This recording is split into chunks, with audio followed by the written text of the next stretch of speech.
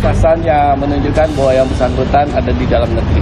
Ketidakseriusan dan ketidakmauan KPK dalam bekerja, menemukan, meringkus dan memproses hukum Harun Masiku.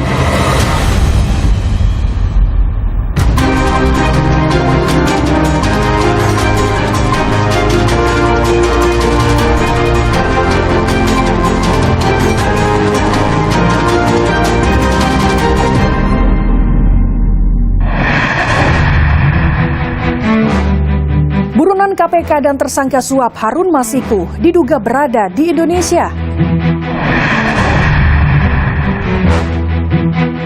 Jelang sidang tuntutan Mario Dandi atas kasus penganiayaan David Ozora. Sultan Rifat Al-Fatih, korban kabel fiber optik semrawut, dirawat intensif di Rumah Sakit Polri. Pemprov DKI ancam pangkas kabel jika tak ada pembenahan. Kasus mahasiswa Universitas Indonesia dibunuh seniornya. Ayah korban meminta pelaku dihukum mati. Halo saudara, bagaimana kabar Anda? Semoga Anda selalu sehat. Selama 30 menit ke depan, laporan khusus kembali hadir menghadirkan informasi penting dan menarik lainnya. Bersama saya, Gracia Adur, inilah laporan khusus selengkapnya. Buronan KPK dan tersangka suap Harun Masiku diduga berada di Indonesia. KPK menyebut tengah memperkuat kerjasama dengan Divisi Internasional Polri guna mencari keberadaan buronan KPK. Namun peneliti Indonesia Corruption Watch menilai terdeteksinya Harun Masiku menjadi bukti ketidakseriusan KPK menangkap dan memproses Harun Masiku.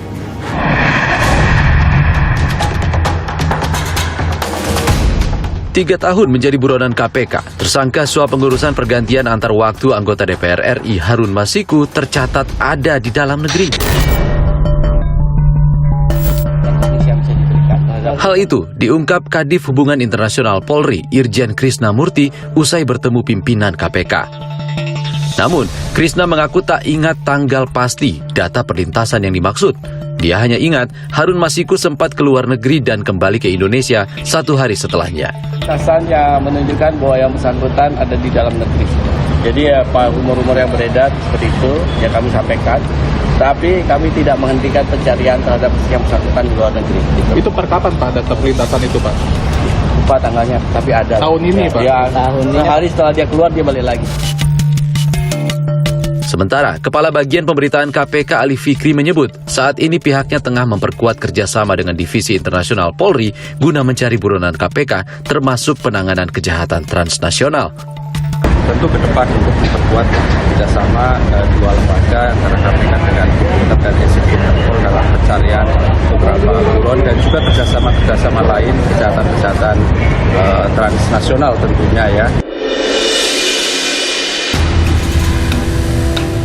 Peneliti Indonesia Corruption Watch menilai terdeteksinya Harun Masiku di Indonesia menunjukkan KPK tak serius menangkap dan memproses mantan politisi PDI Perjuangan itu.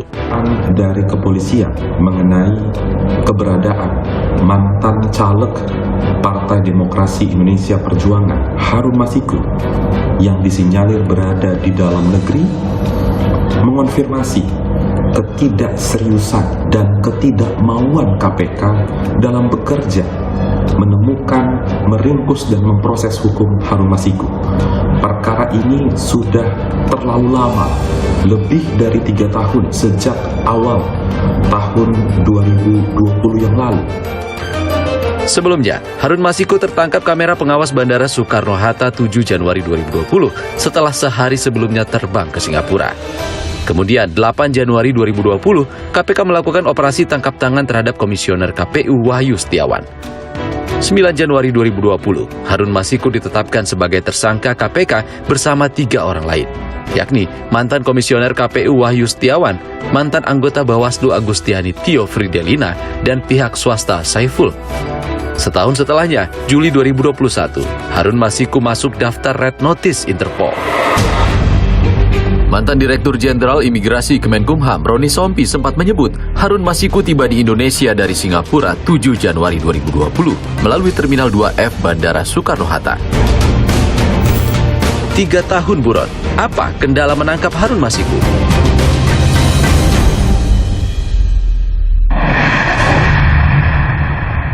Sidang tuntutan Mario Dandi atas kasus penganiayaan David Ozora digelar 10 Agustus mendatang. Sejumlah drama di persidangan pun terjadi saat jaksa mencecar berbagai pertanyaan kepada kedua terdakwa Mario Dandi dan Shane Lucas. Laporan khusus kali ini merangkumnya untuk Anda. Baik ya, sidang kita akan tunda untuk tuntutan hari Kamis 10 Agustus 2023 ya, saudara.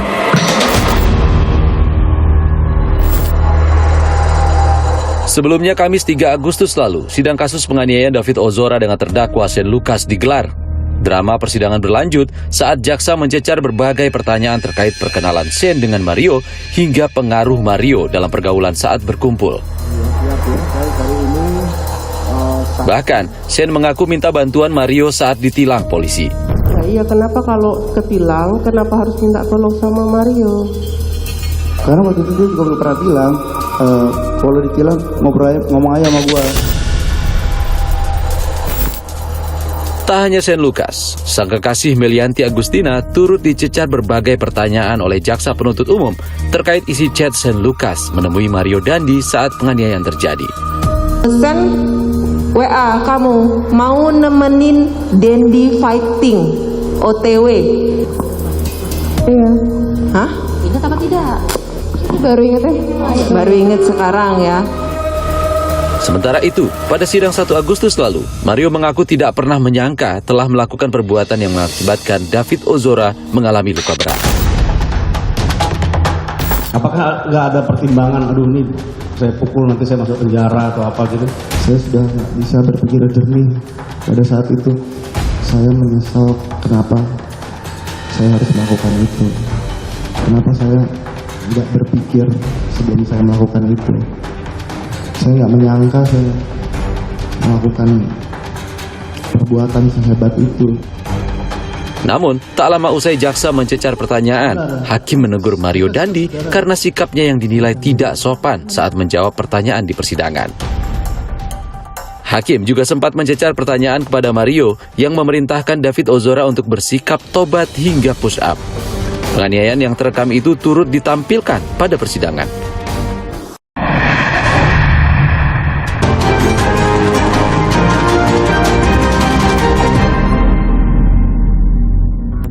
Saudara, pasca terjerat kabel fiber optik yang menjuntai di Jalan Antasari, Jakarta Selatan, kondisi Sultan Rifat Al-Fatih masih memprihatinkan.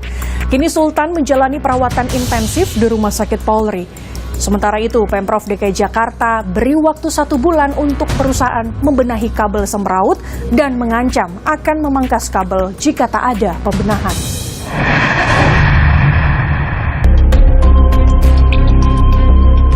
Delapan bulan pasca terjerat kabel fiber optik yang menjuntai di Jalan Antasari, Jakarta Selatan 5 Januari 2023, kondisi Sultan Rifat Al-Fatih masih memprihatinkan.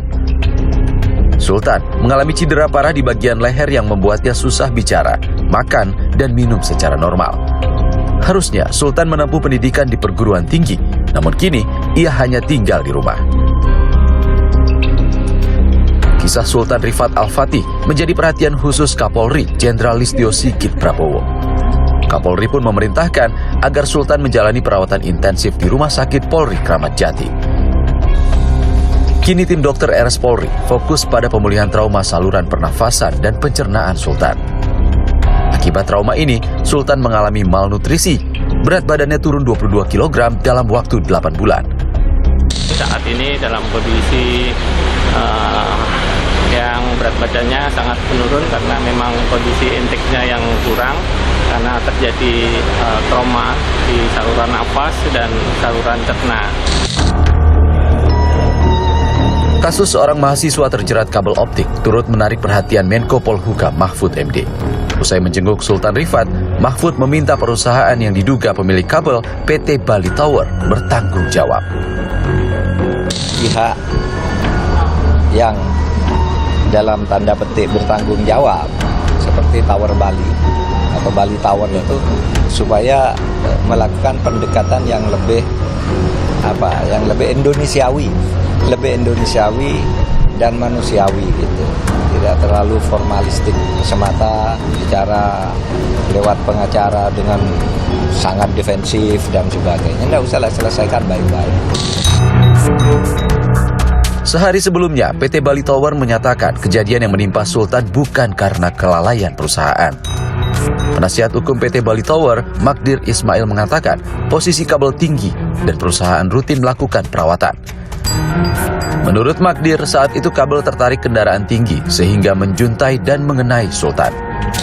Bahwa kalau tidak ada tarikan oleh sesuatu yang berat, itu tidak mungkin ini sampai melengkung. Kenapa? Kalau tidak, apalagi faktanya, ini kabel ini cukup kuat, sehingga itu tidak putus.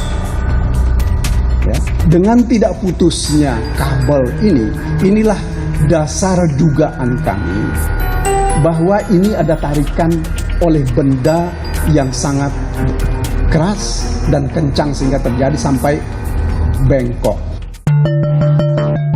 Penasihat hukum Sultan Tegar Putuhena membantah pihak keluarga meminta biaya perawatan 10 miliar rupiah.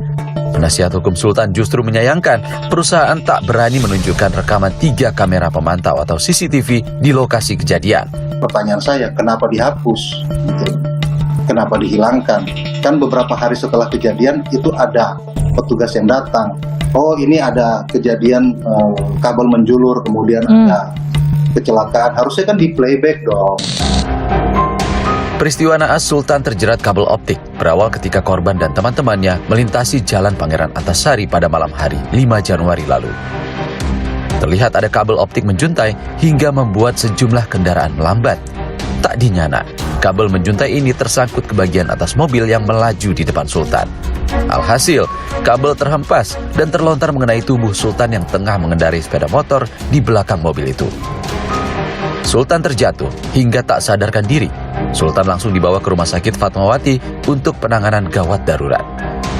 Setelah sempat kritis dan menjalani perawatan di rumah sakit, Sultan dibawa pulang ke rumah meski kondisinya masih memprihatinkan. Sultan akhirnya dirujuk ke RS Cipto Mangunkusumo untuk mendapatkan penanganan lebih lanjut. Tak hanya Sultan, kabel semraut juga memakan korban hingga berujung maut. Seorang pengemudi ojek online bernama Fadim tewas akibat terjatuh menghindari kabel optik yang menjuntai di jalanan. Peristiwa ini terjadi Jumat malam 27 Juli lalu di Jalan Brigjen Katamso, Jakarta Barat. Meski sempat dirawat di RS Pelni, namun nyawa Fadim tak tertolong akibat luka pada bagian kepala. Polisi telah memeriksa 3 saksi dan akan memanggil perusahaan pemilik kabel serat optik itu. Ada sedikit kabel yang melintang, diduga untuk pengendara menghindari kabel tersebut sehingga terperosok ke kiri dan masuk ke trotoar. Kabel yang melintang itu bukan melintang dari bawah ke atas, itu agak bentuk U gitu, sehingga bisa yang dari ujung tengah itu bisa rendah, yang pinggir ini agak tinggi. Pemerintah Provinsi DKI Jakarta memberi waktu 1 bulan untuk perusahaan membenahi kabel-kabel mereka yang masih sembraut menjuntai ke jalan. Pemprov DKI mengancam akan memangkas kabel jika tak kunjung ada langkah pembenahan dari perusahaan. Dalam sebulan ini akan melakukan perbaikan, jadi seluruh kabel dikencengin, Pak. Kemudian yang di crossing ini juga nanti akan dilakukan perbaikan untuk diupayakan turun, tapi minimal itu ditarik lebih kencang. Nanti kalau sebulan lewat ternyata tidak dieksekusi, nanti baru Pemprov yang akan eksekusi. Sanksinya apa, Pak? Copot semua langsung atau gimana? Kalau sebulan lewat, gunting. Sementara pengamat tata kota Universitas Trisakti Nirwono Yoga menyebut sejumlah ahli telah merekomendasi aturan penataan kabel di Jakarta sejak 2 dekade lalu. Namun, pemerintah lambat menanganinya. Kita juga melihat belum adanya tanggung jawab atau ketegasan dari pemerintah daerah untuk memaksa seluruh operator atau penyedia jasa kabel utilitas tadi untuk segera dipindahkan ke bawah tanah, Mas Bayu.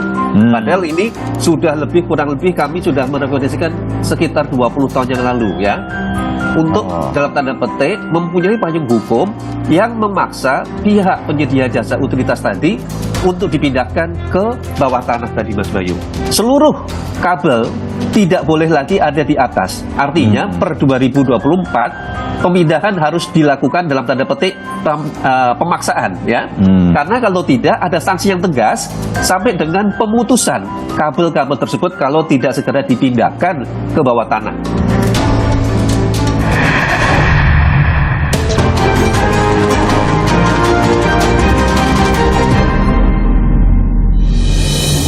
Saudara, mahasiswa Universitas Indonesia dibunuh seniornya. Pelaku juga merampas harta korban. Pelaku mengaku gelap mata karena terlilit utang pinjaman online. Ayah korban pun meminta pelaku dihukum mati. Kriminolog menduga pelaku iri dengan korban karena lebih mampu secara ekonomi. Tidak ada masalah pribadi, tidak ada dendam. Karena saya udah putus asa juga. Karena anak saya sudah tidak ada nyawanya, pelakunya juga harus tidak ada nyawanya. Itu baru adil. Mama ikhlas, mama ikhlas, mama ikhlas, mama ikhlas. Ya wes nah. Pacul mana sih? Bayar sih. Pacul sih. Ya tak.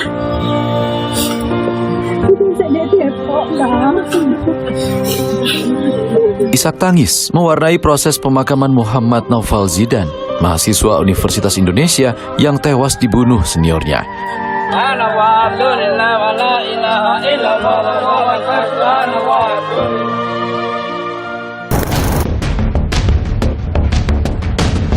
Sebelumnya, Jumat 4 Agustus lalu, Zidan, mahasiswa UI asal Lumajang, Jawa Timur, ditemukan tak bernyawa di kolong tempat tidur indekosnya dengan sejumlah luka tusukan dan terbungkus plastik. Naas, terkuak 2 Agustus lalu, Zidan dibunuh seniornya sendiri, Altaf Fasya Arnika Basya. Altaf, senior Zidan mahasiswa jurusan sastra Rusia Universitas Indonesia itu mengaku gelap mata karena terlilit utang pinjaman online hingga 15 juta rupiah. Altaf mengaku terpaksa berutang gara-gara rugi investasi kripto yang mencapai 80 juta rupiah. Apa aja yang ada di sini? Barang-barang apa aja? Berupa apa? Barang itu apa aja? Barang-barang korban. MacBook. Nah, ini pisaunya. Ini pisaunya. Perlu saya pegang apa? Nggak usah. Itu. Utang saya cuma 15 juta, Pak. Total kerugian saya ada 80 juta di aset kripto saya, Pak. Oh, 80 juta. Kerugianmu 80 juta. Ya. Utangmu 15 juta. 15 juta ke pinjol dan ke teman-teman, Pak. Termasuk kepada korban. Korban sudah selesai, Pak, utangnya. Berapa utangmu kepada korban? 200.000, Pak. 200.000. Sudah membayar? Sudah, Pak. Coba minta ke orang tua. Sudah, Bang. Sementara itu, penjaga indekos mengungkap keanehan pelaku sebelum tertangkap. Tersangka sempat menawarkan ponsel untuk membayar tunggakan uang kontrakan sehari setelah pelaku membunuh korban. Ya, saya pergi dulu, Bu. Saya mengambil paket HP, saya jual dulu, saya mau bayar kosan nanti kurangannya, gitu. Apa ibu aja yang menjual HP-nya? Saya bilang enggak, saya ibu nggak tahu masalah jual HP. Tahunya pokoknya ibu nanti uangnya aja, saya bilang gitu. Oh yaudah, saya keluar dulu, Bu, mau jual HP. Nah, begitu dia keluar sore jam 4-an itu baru dia ngasih ibu uangnya 1,2 tuh di hari Kamis. Pasalnya, usai membunuh, pelaku merampas laptop, dompet, hingga ponsel korban. Belum sempat menjual seluruh harta korban, pelaku mengaku tak tenang dan didatangi korban dalam mimpi, bahkan sempat ingin untuk bunuh diri. Saya Altaf Fasya Arnika Basya, kakak tingkat dari almarhum Muhammad Naufal Zidan, ingin meminta maaf sebesar-besarnya kepada ibu korban, bapak korban, keluarga korban, kerabat-kerabat korban. Saya akan menjalankan hukuman dan menerima konsekuensinya dengan kooperatif. Namun, permintaan maaf pelaku tak membuat luluh hati keluarga. Ayah korban meminta pelaku pembunuh anaknya dihukum mati. Saya berharap pelakunya harus mati karena anak saya sudah tidak ada nyawanya. Pelakunya juga harus tidak ada nyawanya. Itu baru adil. Bagi saya seperti itu. Sementara itu, kriminolog menilai selain terlilit utang, pelaku diduga memiliki rasa iri dengan korban karena lebih mampu secara ekonomi. Soal terhimpit utang itu adalah yang eksternal, tapi juga pada saat yang lain juga ada hal-hal internal. Konon dari pemberitaan lain kita melihat bahwa ada soal iri juga. Tapi juga di pihak lain ada soal bahwa yang bersangkutan berani. Kalau lihat dari badannya saja, kan badannya si pelaku kan besar ya, besar dan dia kakak kelas pula, sehingga merasa superior dibandingkan adik kelas ya, yang kelihatannya juga lalu lebih mampu secara ekonomi. Jadi bagaimana perasaan superior itu kemudian lalu hendak dimanifestasikan dalam bentuk perbuatan fisik yang bersifat eksploitatif terhadap si adik juniornya. Kini Muhammad Naufal Zidan telah tiada. Tak hanya keluarga, pihak Universitas Indonesia turut berduka. Turut berduka cita atas wafatnya Ananda Zidan. Zidan sendiri dikenal sebagai mahasiswa yang sangat cerdas, sangat potensial. Almarhum saat ini menempuh studi, sudah menyelesaikan studi di semester kedua. Dan indeks prestasi kumulatif almarhum sangat tinggi, yaitu 3,83. Polisi pun telah menetapkan Altafasya Artnika Basya sebagai tersangka kasus pembunuhan berencana dengan ancaman hukuman maksimal mati.